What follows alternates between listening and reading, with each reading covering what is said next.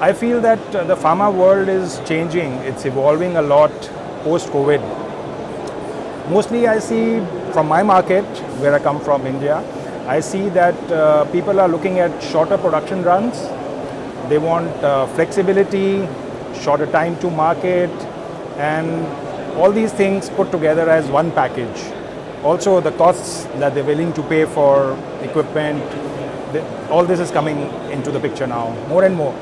I feel the smartline concept is pretty good to cater to this market, because the whole concept is based on pre-configured machine basis, where you have the whole machine designed according to the requirements of the market.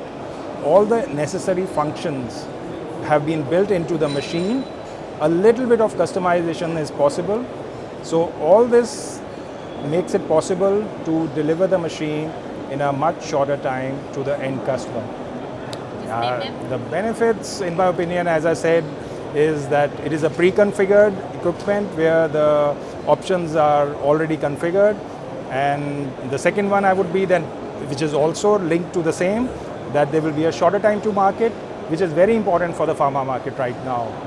And also, of course, the high B+S quality standards with the possibility to tweak the pre-configured options a little bit here and there, but in a high quality, you're getting it, everything in a one package.